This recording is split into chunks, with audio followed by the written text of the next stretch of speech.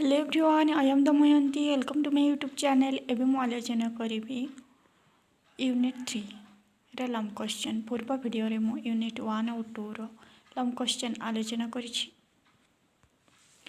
ଯୋଗାଯୋଗର ଭାଷା, ଯୋଗାଯୋଗରେ ସାହିତ୍ୟର ଭୂମିକା, ଯୋଗାଯୋଗର ବାଧକତା, ସଫଳତା ସାଧନର ବିଭିନ୍ନ ଦିଗ।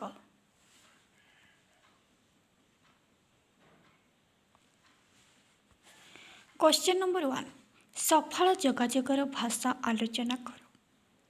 आम समाज रे केवल शिक्षित नुहंती बरं अशिक्षित, अर्धशिक्षित और अशिक्षित प्रभृति सकल वर्गर मनीष बास करती और विभिन्न कार्य दायरे सेमाने परस्पर सहित जोगाजोग रक्षा करती। तेणु समाजर प्रत्येक वर्गर लोकंक बोधगम्य हेबा भली भाषारे जोगाजोग रक्षा करा जिबा निहाती आवश्यक। तेबे एकथा प्रकाश करा जिबा जेते सहज ताकू कार्य परिणत करिबा सेते कठिन। जणे निज कथा अन्य जनकू बा अन्य मानकू जणाइबा पई मुख्यतः जोगाजोग करिथांती। निजे कौन कहूछ ठारू बरं जहा कहूच ताहा अन्यंको बुझा पड़ुछि कि नाही ताहा विचार करी कहिबा आवश्यक। तुमे जहा कथा कहूच अन्य माने तुम कथा बुझी पारुछंती कि नाही ताहा मते विचार करिबा निहाती जरूरी। किछि कहिबा बेले श्रोतांक मानसिक स्तर और ग्रहण सामर्थ्य को विचार करी कहिबा आवश्यक। यथा सबु कथारे समस्त को थैंक यू बोली कहिबारे अभ्यस्त थिबा इंग्राजी शिक्षित मालिक और चाकर कथोपकथन को विचार करा जाई पारे।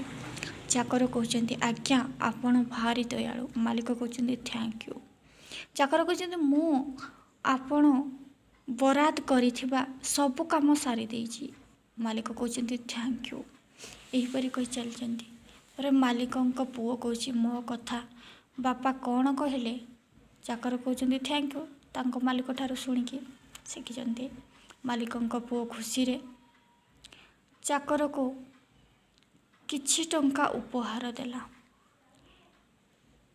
ए प्रकारर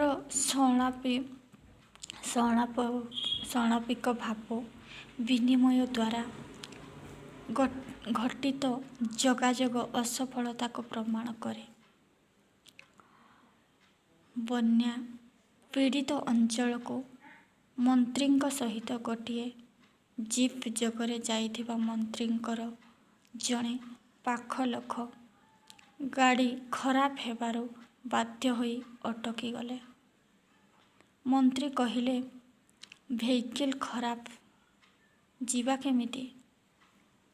पाख लोक जानिले भेहिकल अर्थ जीप।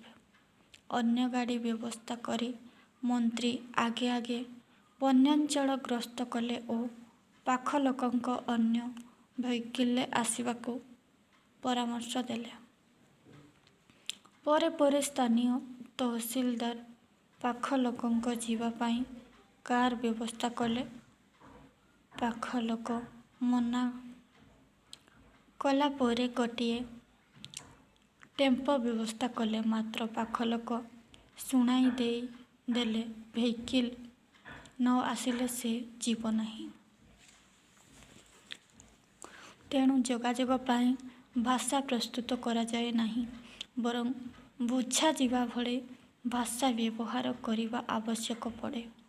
जोगाजोगर सफलता पाई साधारणतः केतोटी विशेष दिग प्रति दृष्टि दिया जाई पारे। यथा जोगाजोगरे भाषा प्रतिक्षतिरे प्रकाश पाइबा आवश्यक। क्लिष्ट भाषा बदल रे सहज भाषा व्यवहार करिबा उचित। दीर्घ और अंशलग्न वाक्य बदल रे छोट सरल वाक्य व्यवहार करिबा उचित। कहिबा समय रे शुद्ध वाक्य गठन उपरे गुरुत्व देवा दरकार। वक्तव्यर मुख्य प्रसंग प्रति ध्यान देई परे गौण प्रसंग दर्शाइबा उचित। ଯଥା ଜଣେ ବ୍ୟକ୍ତି ନିଜ ପୁତ୍ରଙ୍କର ବିବାହ ଉତ୍ସବ ଜଣେ ବନ୍ଧୁଙ୍କୁ ନିମନ୍ତ୍ରଣ କରିବାକୁ ଯାଇ କହିଲେ, ଆଜ୍ଞା ନମସ୍କାର, ବର୍ଷା ଘନେଇ ଆସିଲାଣି, ଏଇ ବୋଧେ ବର୍ଷିବ। ମୋର ତେଣେ କେତେ କାମ ବାକି ପଡ଼ିଛି, କେତେ ଲୋକଙ୍କ ପାଖକୁ ଯିବାକୁ ହେବ। ଆପଣ ଜାଣନ୍ତି ମୁଁ ତ ଏକୁଟିଆ ଲୋକ, ମୋ ଦ୍ୱାରା ଯାହା ସମ୍ଭବ ହେବ ତାହା କରାଯିବ। ପୁଅର ବାହାଘର ବୋଲି କଣ ମୁଁ ଆଉ ଜଞ୍ଜାଳରେ ଘାଣ୍ଟି ହୋଇ ମରିବି ନା କ'ଣ? ହଉ ମୁଁ ଆଜ୍ଞା ଆସୁଛି। ଯଦିଓ ସେ ନିମନ୍ତ୍ରଣ କରିବାକୁ ଯାଇଥିଲେ, ତଥାପି ତାଙ୍କର କଥାରେ ମନ୍ତ୍ରଣ ନଥିଲା ବା ନିମନ୍ତ୍ରଣ ନଥିଲା, ବରଂ ନିଜ ସମସ୍ୟା ଫୁଟି ଉଠୁଥିଲା। ଏଣୁ ତେଣୁ କହି ନିମନ୍ତ୍ରଣ ଭଳି ମୁଖ୍ୟ ପ୍ରସଙ୍ଗକୁ ସେ ଭୁଲି ସାରିଥିଲେ। ଅଳଙ୍କାରିକ ଭାଷା ଅପେକ୍ଷା ସରଳ ଭାଷା ଭଲ ଭାବରେ ବୁଝା ପଡ଼େ। ତେଣୁ ସଫଳ ଯୋଗାଯୋଗ ଭାଷା କହିଲେ ସହଜ ସରଳ ବୋଧଗମ୍ୟ ଭାଷାର ଶୁଦ୍ଧ ପ୍ରୟୋଗ ଓ ଲିଖନକୁ ବୁଝାଇପାରେ। ମାର୍ଜିତ କରି ଗୁଡ଼ାଏ କଥା ଲେଖିବା ଅପେକ୍ଷା ମାର୍ଜିତ ଭାବରେ ବରଂ ଅଳ୍ପ କଥା ପ୍ରକାଶ କରାଯିବ ଗ୍ରହଣୀୟ। କ୍ୱେଶ୍ଚିନ୍ ନମ୍ବର 2, ଯୋଗାଯୋଗରେ ସାହିତ୍ୟର ଭୂମିକା ନିର୍ଣ୍ଣୟ କର। ଯୋଗାଯୋଗ କ୍ଷେତ୍ରରେ ସାହିତ୍ୟର ଭୂମିକା ଅତି ଗୁରୁତ୍ୱପୂର୍ଣ୍ଣ। ସାଙ୍କେତିକ, ପ୍ରତୀକାତ୍ମକ ପ୍ରଭୃତି ବିଭିନ୍ନ ପ୍ରକାରର ଯୋଗାଯୋଗ ମାଧ୍ୟମ ଠାରୁ ଭାଷାଭିତ୍ତିକ ଯୋଗାଯୋଗ ସର୍ବାଧିକ ପ୍ରଭାବଶାଳୀ। ଭାଷାର କଳାତ୍ମକ ଅନୁବନ୍ଧନରେ ସୃଷ୍ଟି ହୁଏ ସାହିତ୍ୟ। ଅତଏବ ଯୋଗାଯୋଗର ବିଭିନ୍ନ ମାଧ୍ୟମ ମଧ୍ୟରେ ସାହିତ୍ୟ ପ୍ରଭାବଶାଳୀ ଓ ଅତ୍ୟନ୍ତ ଆଦରଣୀୟ ସମ୍ପଦ। ଅତୀତ କାଳର ଢଗଢମାଣି ଥିଲା ଆମ ମୌଖିକ ସାହିତ୍ୟର ଅମୂଲ୍ୟ ସମ୍ପଦ। ଏଗୁଡ଼ିକ ଥିଲା ମୌଖିକ ସାହିତ୍ୟର ସଂକ୍ଷିପ୍ତତମ ପରିପ୍ରକାଶ। କାବ୍ୟ, ନାଟକ, ଗଳ୍ପ, ଉପନ୍ୟାସ ପ୍ରଭୃତି ହେଉଛି ଏହାର ବ୍ୟାପ୍ତ ପଲ୍ଲବନ। ଗୋଟିଏ ଗୋଟିଏ ସୁଦୀର୍ଘ କଳେବର ସମ୍ପନ୍ନ ଉପନ୍ୟାସ ବା କାବ୍ୟରେ ଯେଉଁ ବାଣୀବାର୍ତ୍ତା ପ୍ରକାଶ ନ ପାରେ, ଗୋଟିଏ ଗୋଟିଏ ଢଗର ମାତ୍ର କେତେ ପଦ ବଚନରେ ସେହି ବାଣୀ ପ୍ରକାଶ ପାଏ। ଅଧର୍ମବିତ ବଡ଼େ ବହୁତ, ଗଲାବେଳେ ଯାଏ ମୂଳ ସହିତ। ଢଗର ବାଣୀ ପ୍ରମୁଖ ହୋଇଛି ବ୍ୟାସକବି ଫକୀର ମୋହନଙ୍କର ରଚିତ କାଳିଜୟୀ ଉପନ୍ୟାସ 6 ମାଣ 8 ଗୁଣ୍ଠରେ। ଦାର୍ଶନିକ ଓ ଔପନ୍ୟାସିକମାନେ ସମାଜକୁ ଦର୍ଶନର ଜଟିଳ ତତ୍ତ୍ୱ ମଧ୍ୟରେ ଯେଉଁ ବାର୍ତ୍ତା ପ୍ରଦାନ କରିଛନ୍ତି, ତାହା କେବଳ ଶିକ୍ଷିତ ଲୋକଙ୍କ ପାଇଁ ଉଦ୍ଦିଷ୍ଟ। ସାହିତ୍ୟିକ, କବି, ନାଟ୍ୟକାର ସେମାନଙ୍କ ସୃଷ୍ଟିରେ ଅନେକ ପ୍ରକାରର ରୂପ ପ୍ରତୀକ ପ୍ରୟୋଗ କରି ନିଜ ନିଜ ବାର୍ତ୍ତା ପ୍ରକାଶ କରିଛନ୍ତି। ତାହା କାଳ୍ପନିକ ପରୀରାଇଜର ଚମତ୍କାର କାହାଣୀ ବା ଅସୁର ଅସୁରୁଣୀ କାହାଣୀ ହେଉ, ପ୍ରତ୍ୟେକରେ ଥାଏ କିଛି ନା କିଛି ବାର୍ତ୍ତା ଥାଏ। ସାହିତ୍ୟରେ ସମାଜ ଓ ସଂସ୍କୃତିର ଦାର୍ପଣିକ ଚିତ୍ର ଉତ୍ତୋଳିତ ହୋଇଥାଏ। ସମାଜ ଓ ସଂସ୍କୃତିର ପ୍ରତିଟି କୋଣ ଅନୁକୋଣର ଓ ପ୍ରତିଟି ସ୍ପନ୍ଦନର ଚିତ୍ର ପ୍ରକାଶ କରିବାରେ ସାହିତ୍ୟ ଅଗ୍ରଦୂତର ଭୂମିକା ନିର୍ବାହ କରିଛି। ଅତୀତ କାଳର ମୌଖିକ ସାହିତ୍ୟରୁ ଆରମ୍ଭ କରି ପ୍ରାଚୀନ କାଳର କାବ୍ୟ, କବିତା, ନବଜାଗରଣ କାଳର ଗଳ୍ପ, ଉପନ୍ୟାସ, ନାଟକ ସାହିତ୍ୟର ସମସ୍ତ ବିଭାଗ ଯୋଗାଯୋଗ ରକ୍ଷା କ୍ଷେତ୍ରରେ ଅତ୍ୟନ୍ତ ପ୍ରଭାବଶାଳୀ। କ୍ୱେଶ୍ଚିନ୍ ନମ୍ବର 3, ସାହିତ୍ୟ ମାଧ୍ୟମରେ କିପରି ଯୋଗାଯୋଗ ରକ୍ଷା ହୋଇପାରୁଛି ଆଲୋଚନା କର।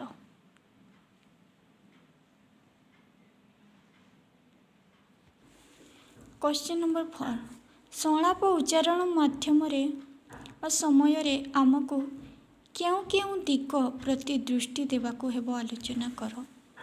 एकरे क्यों विषय रे वक्तव्य प्रदान करा जाउची ताको हृदयंगम करिबा। शुद्धि और जिज्ञासु श्रोता वक्ताटी ठारू निर्दिष्ट उत्तर शुणिबाकू इच्छा करती। वक्ता सर्वदा प्रासंगिक हेबा उचित। संलाप उच्चारण समय संलापर वक्तव्य सह शरीरर भावभंगी परिवर्तन हेबा आवश्यक।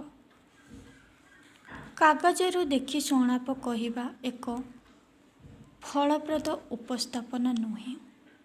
मु जानिछि मु कहिपारिबि ए दृढ़ विश्वास मन भितर जागृत कराओ। क्वेश्चन नंबर 5 जोगाजोगरे की बाधकता रही थाए। प्रेरक और प्रापक मध्य संलाप स्थापन प्रक्रिया हेउची जोगाजोग। जोगाजोग स्थान काल पात्र विशेष सामाजिक पारिवारिक व्यक्तिगत व्यावसायिक आंच होता है। प्रेरक और प्रापक मध्य संचारित हेउथिबा जोगाजोग प्रक्रिया विभिन्न कारण जोगु प्रतिबंधक सम्मुखीन होता है। एही प्रतिबंधक जोगाजोग प्रक्रियार उद्देश्य पूरण बाधक होइथांती। प्रतिबंधक हेतु प्रापक जोगाजोगर प्रकृत उद्देश्य बुझीपारे नाही किंबा भूल बुझे। एक सफल जोगाजोग व्यवस्था शब्द स्वरतंत्र असुस्थता श्रवण तंत्र रे असुस्थता भूल माध्यम भूल शब्द चयन उपयुक्त मतामत अभाव आदि बाधक होइथांती। नेक्स्ट प्रक्रियागत बाधक। जोगाजोग स्वच्छ और सावलील न हेले यह आदौ सफल हुए नहीं। समय समय रे कौनसी सभा समिति किंबा ऑफिस इत्यादि रे उपरिस्थ कर्मचारी सामनारे भयभीत अधस्तन कर्मचारी किछि कहि न पारे तार वक्तव्य संपूर्ण अस्पष्ट रही थाए। तांकर वक्तव्य अन्य मानंक पाखरे उपयुक्त भावरे उपस्थापित होई पारे नाही। एहाकू प्रेरक जनित बाधक कुहा जाए।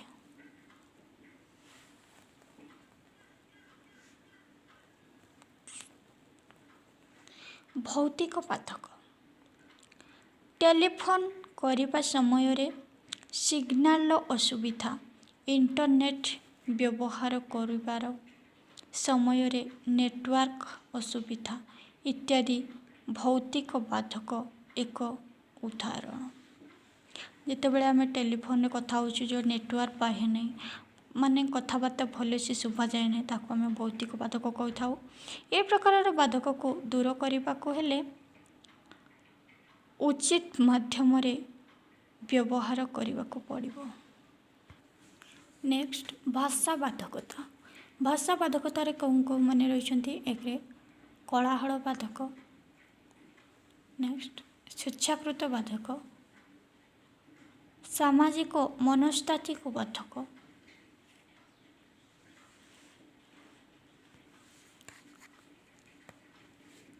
जोगाजोगर सफल साधन संपर्क रे धारणा प्रदान कर। क्वेश्चन नंबर 6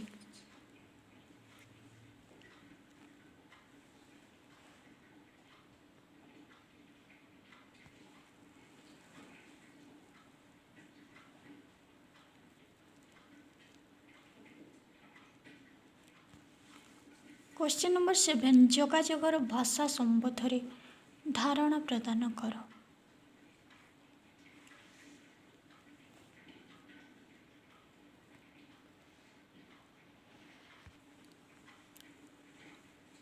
नेक्स्ट भाषा कहले कौन बुझ दर्शाओ यार संज्ञा स्वरूप निर्णय कर। यहाँ इम्पोर्टाट क्वेश्चन।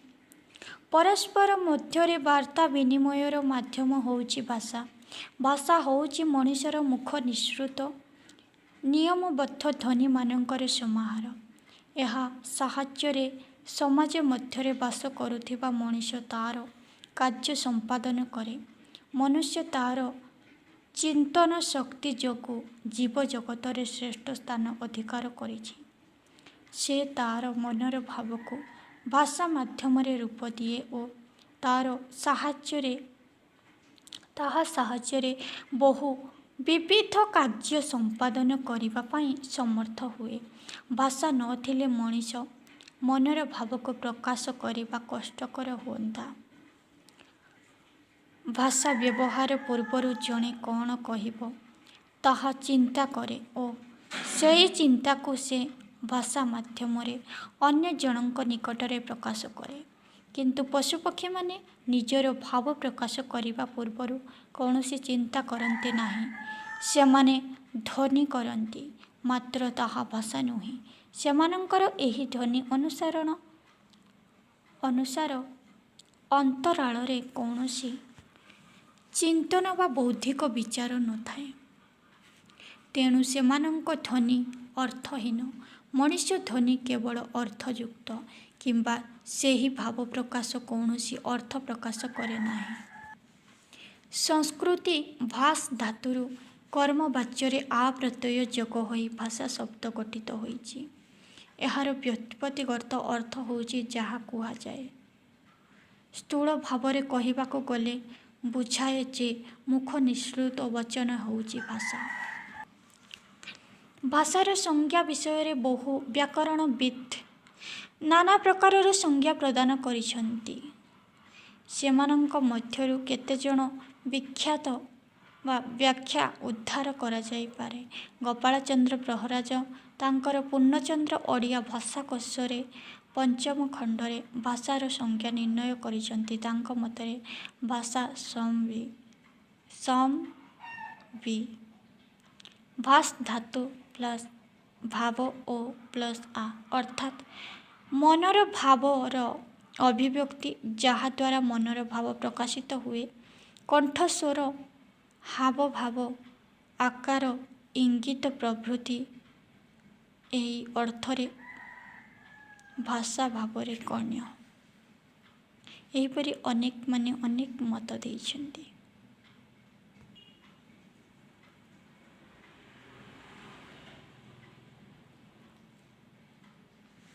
भाषार विभिन्न उपादान रही। एसबु उपादान बिना भाषा असंपूर्ण। एसबु उपादान गुड़िक प्रत्यक्ष भाषार उच्चारण बा ध्वनि शब्द विन्यास प्रयोग और अर्थ उपरे निर्भर करि थाए। भाषा शुणी तार अर्थ बुझी श्रोतार अवबद्ध जात होई से प्रतिक्रिया सृष्टि करि थाए। तेणु जोगाजोग क्षेत्र रे एक प्रकृष्ट माध्यम होउछि भाषा। संक्षिप्त प्रश्न जोगाजोग क्षेत्र रे भाषार आवश्यकता रही आलोचना कर। क्वेश्चन नंबर 2 जोगाजोगर सफल माध्यम क्षेत्र रे भाषार गुणावली वर्णना कर। एटा इम्पोर्टेंट क्वेश्चन। नेक्स्ट जोगाजोगर सफल साधन क्षेत्र रे भाषार कार्य निरूपण कर। नेक्स्ट सामाजिक कार्य कौन। नेक्स्ट प्रकाशार्थ कार्य कौन। नेक्स्ट विचरणात्मक कार्य कौन। नेक्स्ट भाषार उद्देश्य निर्णय कर। नेक्स्ट पारस्परिक जोगाजोग कौन। तथ्य प्रदान करिबा अनुसंधान मनोरंजन स्थान और भाषा। नेक्स्ट भाषार कार्यावली निर्णय कर। भाषार कार्यावली सामाजिक प्रकाश व्याख्या वर्णना 4 भाग। सामाजिक पुणी स्वागत निमंत्रण सभा समिति भाषण इत्यादि। प्रकाश से अच्छी व्याख्या वर्णना। सामाजिक साधन प्रकाश और साधना वर्णना साधन। नेक्स्ट जोगाजोगर भाषार भूमिका निर्णय कर। एटा मुख्य इम्पोर्टेंट क्वेश्चन। भाषा पेशा और भाषा। नेक्स्ट साहित्य रे स्वरूप निर्णय कर। नेक्स्ट सामाजिक जोगाजोगर माध्यम विचार कर। नेक्स्ट साहित्य जीवनर विभिन्न विभागर सेतु आलोचना कर। नेक्स्ट सामाजिक जोगाजोगर माध्यम। नेक्स्ट साहित्य जीवनर विभिन्न विभागर सेतु आलोचना कर। नेक्स्ट देश और जाति गठन रे साहित्यर भूमिका निर्णय कर। नेक्स्ट धर्म और नीति शिक्षा रे साहित्यर भूमिका निर्णय कर। नेक्स्ट चित्त विनोदन क्षेत्र रे साहित्यर भूमिका निर्णय कर। नेक्स्ट स्वगत कहले कौन बुझ संक्षेप आलोचना कर। निशाशक्त व्यक्ति किपरि स्वगोक्ति कराए।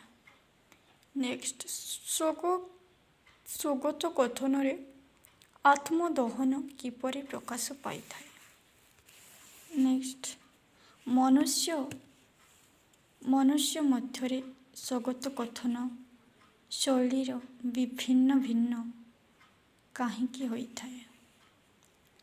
नाटक को एक आकर्षणीय विभाग भाव में कहीं ग्रहण करा जाइछि। नेक्स्ट साहित्य माध्यम रे किपरि जोगाजोग रक्षा करा जाय पारिबो संक्षेप रे आलोचना कर। नेक्स्ट भाषार्थ विषयक बाधक संबंध रे जहाँ जान लेख। नेक्स्ट जोगाजोगर बाधक और फलाफल संपर्क रे लेख। नेक्स्ट बाधकर प्रकार भेद आलोचना कर। नेक्स्ट भाषा बाधक। कलह स्वेच्छाकृत बाधक। नेक्स्ट जोगाजोग क्षेत्र रे थिबा बाधक सबको अतिक्रम करिबा उपाय निर्णय कर। एक रे नीति अनुमोदित जोगाजोग। 2 रे शत्रुमंडलीय जोगाजोग। आज आलोचना एतिक समाप्त करुछि।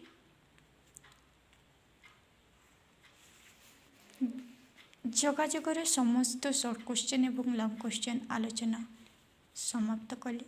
नमस्कार।